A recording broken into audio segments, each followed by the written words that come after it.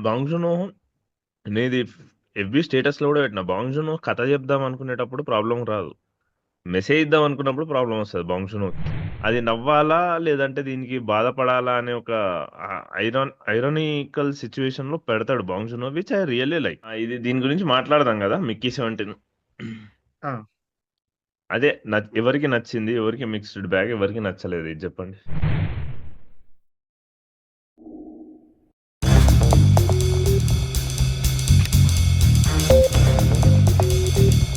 నాకు మిక్స్డ్. నేను గ్రూప్ లో పెట్టగానే చూసిన కదా, అంటే లైక్ నాకు నేను నాకు వెళ్ళి నాకు ఇప్పుడు ఎట్లా అంటే last month 2, 3 weeks back 'Parasite' ఐమాక్స్‌లో చూసినోడికి ఇప్పుడు సడెన్‌గా 'మిక్కీ 17' చూస్తుంటే ఇది నిజంగా ఇది నిజంగా ఆయన సినిమానేనా అనే ఎగ్జాక్ట్‌లీ. ఫీలింగ్ దిగొచ్చింది. నాకు అసలు అదే అనిపించింది. నేను వెళ్ళి కూర్చున్నా. నాకు సినిమా కూడా ఎవరు తెలియదు. అంటే మ్యూచువల్ ట్రెండింగ్ అవుతుంది కదా, ఎవరు మన పార్టిన్సన్ పేరేంటి, Robert Robert 'Robert Pattinson. Pattinson.' Robert Pattinson cinema కదా, బాగుంటేమో సైఫై అని వెళ్ళి కూర్చున్నా. ఫస్ట్ 1 hour అయ్యింది, నార్మల్ ఫిల్మ్ లా ఉంది, కొన్ని కామెడీ చేస్తుంది, బాగానే వర్కౌట్ అవుతుంది అన్నాడు. కట్ చేసి సినిమా ఎండ్ అయ్యడానికి బాంగ్ జూన్ అన్నాడు. అరే ఏంట్రా నువ్వు, అసలు బాంగ్ జూన్ సినిమా ఏంట్రా ఇది, ఏం సంబంధం ఉందిరా అసలు దీనికి అనిపించింది. ఒక ఏదో హాలీవుడ్ డైరెక్టర్ తీసినట్టు అనిపించింది, కానీ ఆయన ఒరిజినల్ వర్క్ లా నాకు 1% కూడా అనిపించలేదు. నాకు దీనికి సిమిలారిటీస్ ఏమనిపించింది అంటే, స్నో పియర్సర్ ఉంది కదా, సేమ్ ఫిలిం, కానీ అది స్పేస్ లో అయ్యింది, ఇది ట్రైన్ లో అవుతుంది. ఈ 2013 ఫిలిం ట్రైన్ లో అవుతుంది. దీంట్లో కూడా రిచ్ కి పూర్ ఉంటుంది, కానీ ఇక్కడ ఏంటంటే గవర్నమెంట్ అండ్ ఇక్కడ వాళ్ళు వెళ్ళే కాలనైజేషన్ పీపుల్ అంతే డిఫరెంట్. రెండు సిమిలర్ ఫిలిమ్స్, పెద్ద తేడా కూడా ఏమి ఉండదు. కానీ ఇది ఇది వర్క్ అయినట్టు కూడా ఎక్కడ అనిపించదు.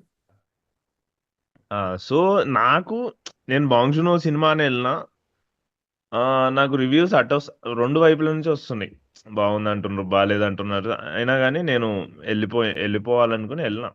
సరే అని జెప్పేసి 'మిక్కీ 17' దీంట్లో ఐమాక్స్ అన్నాడు. అండ్ టెక్నికల్ చాయిసెస్ నాకు కొంచెం నచ్చుతాయన్నమాట 'Bong Joonho'. So, 'Arri Alexa 65 mm sensor పైన తీసిండు. పిక్చరు డెప్త్ బావుంటది. అది ఇది అని జెప్పేసి ఇంక ఐమాక్స్‌లో చూద్దామని పోయినా. ఎట్లున్నా రివ్యూస్. నాకు first half to be honest నేను ఎంజాయ్ చేసిన. నీకు ఆ ప్రాపర్ బాంగ్ జూనో క్వర్కీనెస్ ఉంటది. ప్లాట్‌లో ఇట్లా అవ్వడము, ఆ డార్క్ కామెడీ ఎలిమెంట్స్ గాని వర్క్ అయితే ఫస్ట్ ఆఫ్ ఆ! అంతా ఈజీ వర్క్ అయితే. ఫస్ట్ హాఫ్ ఈజీగా బావుంటది. ఐరనీ ఉంటది ప్రతి సిట్యుయేషన్‌లో. యూ నో అది నవ్వాలా? లేదంటే దీనికి బాధపడాలా? అనే ఒక ఐరానికల్ సిట్యుయేషన్‌లో పెడతాడు Bong Joonho which I really like. First half అయిపోయిన తర్వాత ఇట్లా నేను నా ఫ్రెండ్ ఎళ్ళినాము. ఇట్లా ఇద్దరం చూసుకున్నాం. అరే! బాగుంది కదరా! అని. వాడున్నాడు సెకండ్ హాఫ్ వరకు ఆగు. చూద్దాం ఎట్లుంటదో అని. సెకండ్ హాఫ్ స్టార్ట్ అయింది. రక్త కన్నీరే. మీకు ఎక్కడిచ్చారు ఫస్ట్ హాఫ్? నాకు ఫస్ట్ హాఫా ఇంకొకడొస్తాడు జూడు. ఆ, మల్టిపుల్స్. అక్కడ వీడు వా అదేది తన తన రూమ్ రూమ్‌కెళ్ళినప్పుడు. రూమ్ కి వెళ్ళినప్పుడు ఇస్తాడు. ఆహా! రూమ్‌కెళ్ళినప్పుడు కట్ అక్కడిచ్చారు. జేస్తాడు. సో, చాలా లాంగ్ అనిపిస్తుంది ఫస్ట్ హాఫ్ కూడా, అంటే లైక్ ఎక్కువ సేపు అయిన తర్వాత ఇచ్చింది అనిపిస్తుంది. సెకండ్ హాఫ్ తొందరగా అయిపోతుంది. నా నాది సింగిల్ స్ట్రెచ్ కాబట్టి నాకిక్కడ సహజంగా నాకు తేలేదు. సేమ్ ఒక పాయింట్ వరకు బాగుంది. పాయింట్ చాలా నచ్చింది సినిమా. దాని తర్వాత నీకు అక్కడ ఏం జరగట్లేదు స్క్రీన్ మీద. దిస్ నథింగ్ లైక్ ఒక్క చిన్నపాటి ఏది ఇప్పుడు ఇప్పుడు నువ్వు 'పారాసైట్' తీసుకుంటే టిల్ ద లాస్ట్ మూవ్ ఇక్కడ ఎండ్ కార్డ్ పడిద్ది కదా! పడే ముందు వరకు నీకు something will be keep on happening అనమాట. యాహ్! గ్రాఫ్ అదొక ఇట్లా ఇట్లా సోషల్ ఇట్లా కామెంటరీ పోతుంది అవ్వచ్చు. ఏదో గ్రాఫ్. ఒకటి అవుతా ఉండిద్ది. Till the end point. ఇక్కడ ఒక let's say run time 2 hours 20 minutes అనుకుంటా సినిమాది. అంతే 2 అవర్స్ 20 మినిట్స్ అంత ఉంది రన్ టైము. 2 అవర్స్ 10 ఉంది. అంటే ఓకే. 1 ఓహ్! మీకు కట్ అయిందా ఏమన్నా? తెలీదు. 2 అవర్స్ 10 ఓకే. అంతే 2 అవర్స్ 10 ఉంది కదా! ఫిల్మ్ సమ్‌వేర్ లైక్ 1 హాఫ్ దగ్గర ఆగిపోయింది నాకు సినిమా. నా నాకు నెక్స్ట్ 40 మినిట్స్ అనేది ఒక కైండ్ ఆఫ్ ఒక డ్రాగ్ ఎక్స్‌టెన్షన్. ఇప్పుడు ఎప్పుడైతే ఇద్దరొచ్చినప్పుడు అంటే ట్రైలర్ ఉంది కాబట్టి 'మిక్కీ 17, 18' వచ్చినప్పుడు ఒక ఎక్సైట్‌మెంట్ వచ్చింది. అంటే ఇప్పటిదాకా చాలు ఇప్పుడు ఎట్లా తీసుకెళ్తారని. ఆ తర్వాత నుంచి ఆ ప్లే అయితే ఉందో అసలు కంప్లీట్‌లీ అన్‌కన్విన్సింగ్ నాకు. నాకు అన్‌కన్విన్సింగ్ కంటే నాకీ ప్రాబ్లము ఆల్ 'బాంగ్ జూనో' అనేది ఎఫ్‌బీ స్టేటస్‌లో గూడా పెట్టిన. 'బాంగ్ జూనో' కథ చెప్దాం అనుకునేటప్పుడు ప్రాబ్లమ్ రాదు. మెసేజ్ ఇద్దాం అనుకున్నప్పుడు ప్రాబ్లమ్ వస్తది 'బాంగ్ జూనో'కి. ఇది 'ఓక్జా'తో గూడా అయింది. ఒక్కసారి నువ్వు 'బాంగ్ జూనో' ప్రీచి జోన్లోకి వెళ్ళిపోతే నువ్వు అసలు బాంగ్ జూన్ తట్టుకోలేవు తెలుసా. అరే ఎంత, I mean like see most important నాకు ఎక్కడ అనిపిస్తుంది అంటే నాకు ఇది బాంగ్ జూనో సినిమాలతోటే కాదు, ఇన్ జనరల్ సినిమాలతోటి. నువ్వు ఒక ఫిక్షనల్ సినిమాలో ఫిక్షనల్ వరల్డ్ క్రియేట్ చేసుకుని ఒక రియల్ క్యారెక్టర్ ని ఇంపర్సనేట్ చేస్తూ మాక్ చేస్తూ కొంతమంది క్యారెక్టర్స్ రాస్తారు సెటైరికల్ గా. It takes away from the film. నీకు తెలుసు ఈ యుఎస్ ప్రెసిడెంట్ గాడిది బేసికలీ వీడి character is a concoction of two characters, అయితే నేను అనుకుంది ట్రంప్, కరెక్టే అనమాట. అది కాదు ట్రంప్ హిట్లరు. అంటే వాడు మాట్లాడిన ప్రతిసారి నాకు ట్రంప్ హిట్లరో గుర్తుకొస్తుందంటే నేను సినిమా నుంచి బయటికి వెళ్ళిపోతున్నా. ఇట్స్ అ టైరింగ్ ఎక్స్పీరియన్స్ తెలుసా. వాడు మార్క్ బఫెల్లోనే కదా వాడి పేరు, రఫల్. రఫెల్లో సారీ. వాడు వచ్చిన ప్రతిసారి నాకైతే నేను అసలు తట్టుకోలేకపోయినా తెలుసా. వాడు వచ్చిన కాదు, మీకు సబ్ అరే పాలిటిక్స్ ఏంద్రా అరే అసలు ఏమన్నా బుద్ధి ఉందారా నాయనా అనిపించింది. మీకు సబ్స్ పాలి వేసాడా?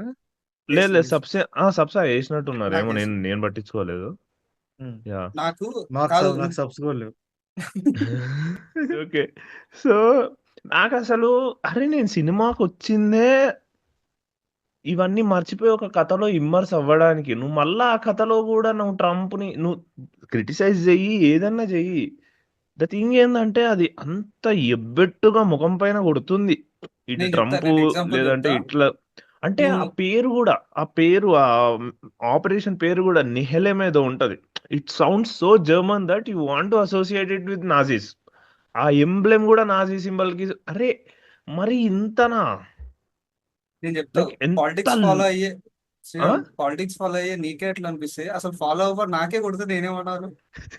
అసలు ఫాలో అవ్వరు నాకే తెలుస్తుంది అదొక అదే మాక్ చేస్తున్నాడని. ఇప్పుడు నీకు ఫిలిం ఎంగేజింగ్ ఉంటే నీకు ఇవేం కనబడవు. ఎగ్జాక్ట్లీ, అది ఎగ్జాక్ట్లీ. కూడా కరెక్టే. ఇప్పుడు నీకు ఇవేం కనబడవు. నీకు ఎప్పుడైతే సినిమా లైక్ నీకు ఇంకా డిస్ట్రాక్ట్ అవుతున్నాను ఫీలింగ్ వచ్చినప్పుడే you feel like this nothing happening అని చెప్పి చుట్టూ చూస్తూ ఉంటావు. ఆడేం చేస్తున్నాడు, ఈడేం చేస్తున్నాడు, ఈడేం చూస్తున్నాడు, ఆడేం చూస్తున్నాడు, ఈ పొజిషన్కి వస్తావు అనమాట. ఇప్పుడు ఆ, చెప్పా కదా 1.5 hours చెప్పా కదా. ఇప్పుడు దాకా థియేటర్ చాలా ఎంగేజింగ్ ఉంది, హోల్ క్రౌడ్ కూడా. అంటే చిన్న చిన్న బిట్స్ ఎప్పుడైతే వాడిని కాల్చమని చెప్తారు కదా, తుపాకీ తీసి కింద పెట్టినప్పుడు వచ్చేమ్మటనే కార్పెట్ లాగిద్ది. ఆ, ఆహా. అంటే ఆ హోల్ సీన్ ఉంది కదా అక్కడ మొత్తం కూడా, ఆ ప్లే సీన్ అక్కడ వీటికి హిట్స్ అనిపిస్తుంది అనమాట. యా ఎంగేజింగ్ ఉంటది కొంచెం అది. కొంచెం ఎంగేజింగ్ ఉండేది, ఫన్ ఉండేది. వాడు పక్కన ఎవరైతే వస్తాడో వాడు క్రెడిట్ కోసం వస్తూ ఉంటాడు ప్రతిసారి. నేనే చేశాను, ఇది అవుతుంది అవ్వట్లేదు, వర్క్ అవుతుందేమో.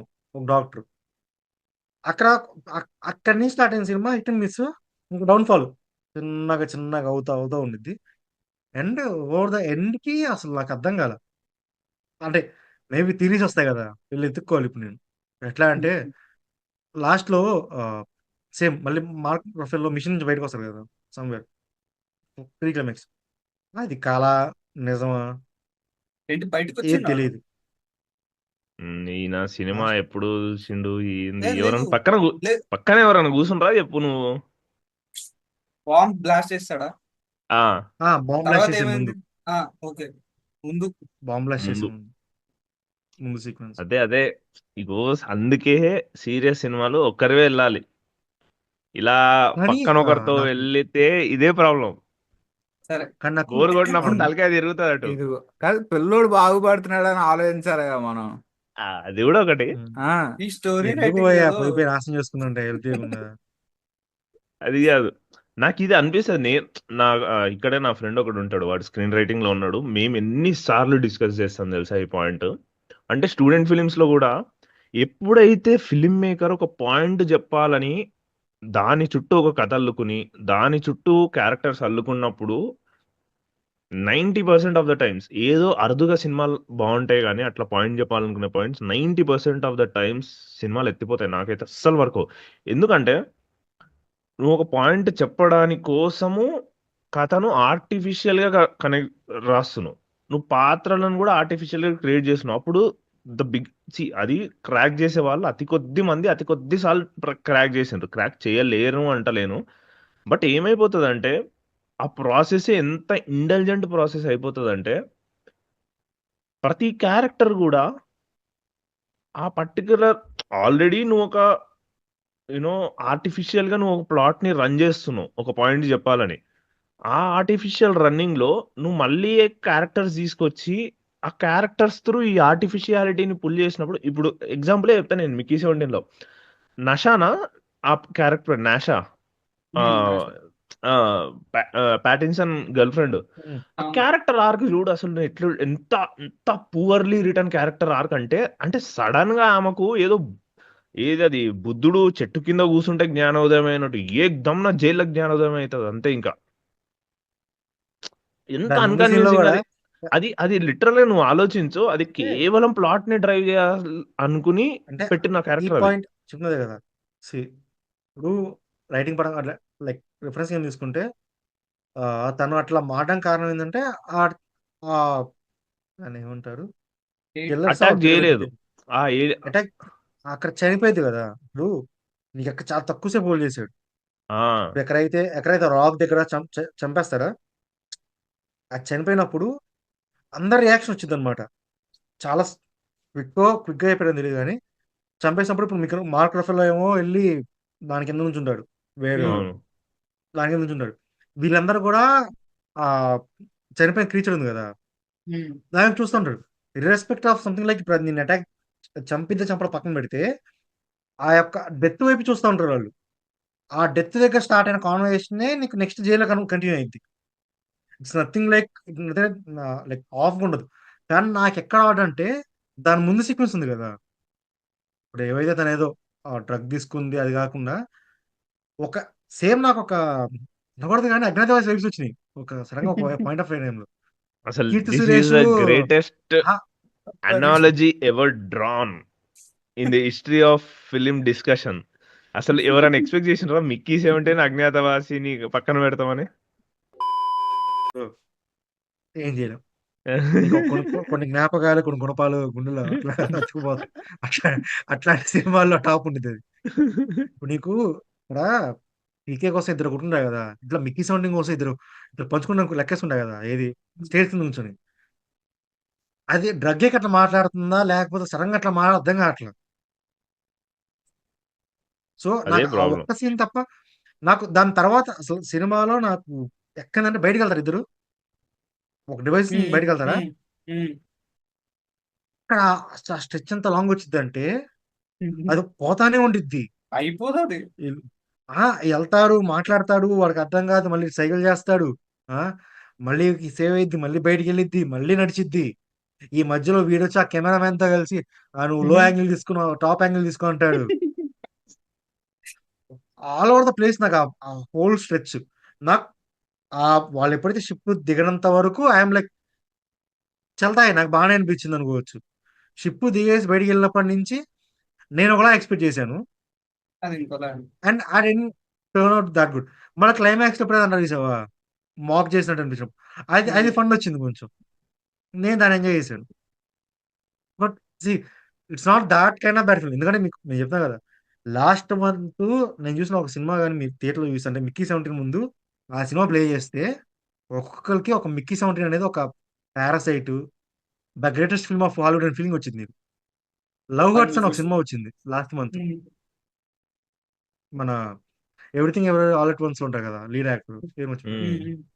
దాని ఫిలిం అది మనోడు యాక్ట్ చేసింది. ఒక్కసారి ఆ సినిమా చూడు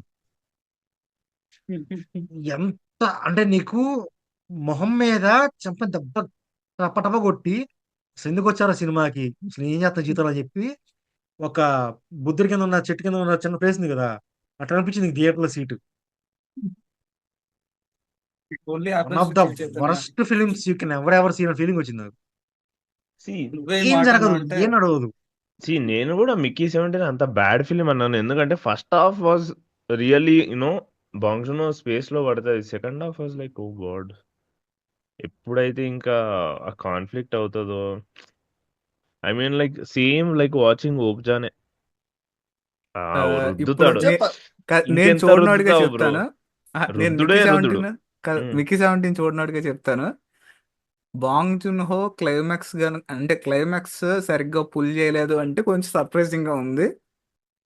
అండ్ ఇంకొక విషయం ఏంటంటే ఓగ్జా నాకు బాగా నచ్చింది సినిమా నేను తెలుసా? అదే చెప్తున్నా, ఇప్పుడు శ్రీరామ్ అదే చెప్తున్నా, ఉజ్జా నాకు కూడా ఇష్టం అని చెప్తున్నా. ఆ, నాకు ఏంటంటే లాస్ట్ లో ఆ పంది మీట్ ఫ్యాక్టరీలోకి వెళ్ళొద్దు చూడు, దాని అరుపులు నాకు ఇంకా గుర్తున్నాయి. నీకు ఇక్కడ అంటే కూడా ఉంది అది ఎంత ట్రామా సేమ్. చూసిందో నేను అంత ట్రామా చూసాను అనమాట. అర్థమవుతుందా? అంటే ఇప్పుడు ఆ పంది అరిచినా సరే ఏం అరిచినా సరే నన్ను నాన్ వెజ్ మానిపించలేవు, అది వేరే విషయం. కాకపోతే కాకపోతే నిజంగా అది ఎందుకో వర్క్ అయింది నాకు బాగా ఓగ్జా. బాగుంటది. ఆ, నాకు నీకు బాంగ్ జూనో సినిమాల్లో ఒక కైండ్ ఆఫ్ రెసిస్టెన్స్ ఉంటది towards the system and all. అది నీకు మెమరీస్ ఆఫ్ మర్డర్ లో కూడా ఉంది. ఉమ్, బట్ అది ఎప్పుడైతే సబ్టెక్స్చువల్ గా లేయర్స్ లా ఉన్నప్పుడు అండ్ ప్లాట్ థీమ్స్ నీకు ఫిల్మ్ మేకింగ్ టేక్ ఓవర్ చేసినప్పుడు అది చాలా బాగుంటది. ఫిల్మ్ మేకింగ్ కిందకి వెళ్ళిపోయి ఇవన్నీ పైకి వచ్చినప్పుడే బిడిసి కొడుతుంది. ఈవెన్ వెట్రికి కూడా అదే జరిగిందంట. నేను విడుదల 2లో అగైన్ ఒప్పుకోరు ఇక్కడ, బట్ స్టిల్ ఇంకా విడుదల విడుదల 2లో అది కూడా వెయిట్ సేమ్ చేస్తాను. అంటే ఇట్లాంటి జరగవచ్చు. ఇప్పుడు ఆ, నువ్వు అనుకునేది నేను అనుకో, నేను అనుకునేది నువ్వు అనుకో, అది అదనమాట. ఇన్సెట్ అల్లు అర్జున్ కాకపోతే టెంపుల్ ఆ మీకు ఏంటంటే నచ్చింది నాకు నచ్చదు ఇప్పుడు చెప్పండి. మిక్కీ 17 నాకు నిజంగా చూడాలనుందనమాట బాగా. చూడు చూడు చూడు. ఆ, కాదు ఎందుకంటే మీరు ఇంత తిడుతుంటే ఏముందా అనిపిస్తుంది నాకు. అంటే కాదు కానీ ఇంతకంటే పెద్ద దెబ్బలు మేబీ తిన్నాను, అది వేరే విషయం. కాకపోతే నీకు మిక్కీ నీకు 17 అసలు డెఫినెట్ గా చూడాలి నేను. Like seventy is not bad film అనొచ్చు అట్లాగా. నా పర్సనల్ ఇట్స్ నాట్ ఏమైందంటే నేను ఒక బ్యాడ్ ఫిల్మ్ ఏం కాదు అది.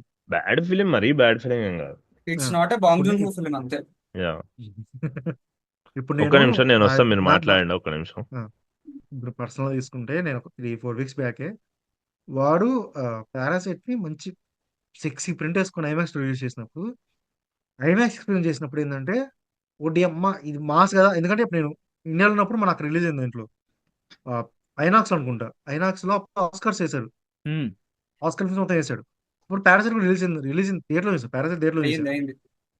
ఇక్కడ మనకున్న చిన్న screens parasite first time IMAX చూసినప్పుడు నీకు ఇప్పుడు ఆ విజువల్ కానీ ఆ సౌండ్ కానీ మనకి ఇంకోటి ఏంటంటే విజువల్ మీడియంలో చెప్తా కదా, స్టెప్స్ దిగినప్పుడు ఒక క్యాట్ దిగి వెళ్ళినప్పుడు వెహికల్ ఆ చిన్న చిన్న కూడా అబ్జర్వ్ చేస్తున్నప్పుడు చాలా ఫన్ అనిపించింది సినిమా చూసినప్పుడు.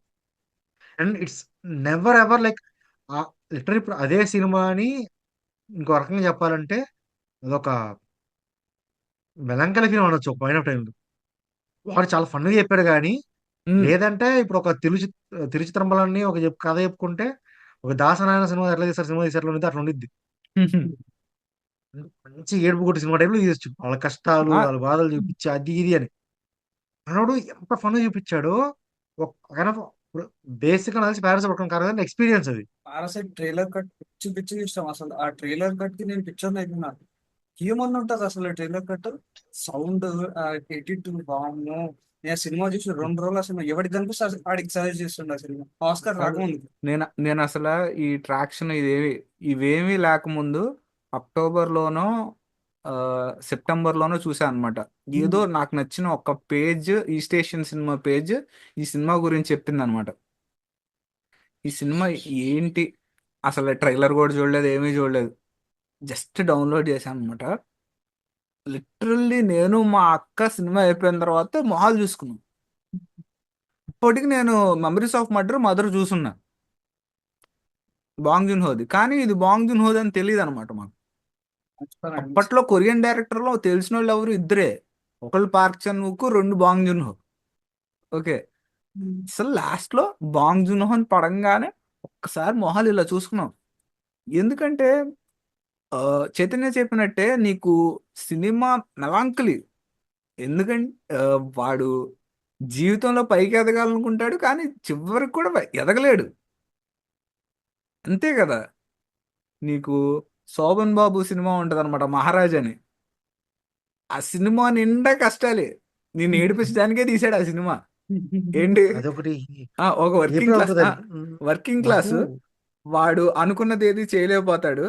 వాడి చేతిలో డబ్బులు ఉండవు, లాస్ట్కి ఆడి పెళ్ళాన్ని చచ్చిపోద్ది, లాస్ట్కి క్లైమాక్స్ మొత్తం అయిపోయిన తర్వాత ఆడికి డబ్బులు వచ్చినాయి అని చెప్తారు. ఓకే, ఆడికి డబ్బులు వచ్చినాయి, సో ఆడి చుట్టూరు జనాలు వచ్చారు, ఇదే సినిమా అని చెప్పి ఖతం చేసేస్తాడు. అసలు ప్రతి సీను కూడా నిన్ను ఏడిపించడానికి తీసినట్టు ఉంటుంది. అలాగే నీ నీకు పారాసైట్ కూడా రాయొచ్చు, అలాగే రాయొచ్చు, కానీ బాంగ్ జూన్ హో అలా రాయుడు. నాకు అదే బాగా నచ్చింది పారాసైట్లో. ఇప్పుడు ఈవెన్ ఆస్కర్స్ నీకు వచ్చిన తర్వాత మనం హైప్ పెంచుకుని ఏదన్నా సినిమాలు చూడటం కంటే, ఆస్కర్స్ వచ్చే ముందే అన్ని సినిమాలు చూస్తే నీ చాలా టేస్ట్ బట్టి నీకు అర్థమైద్ది అనమాట. హైప్ బట్టి కాదు, జనాల హైప్ బట్టి కాదు, నీ టేస్ట్ బట్టి నీకు అర్థమైద్ది.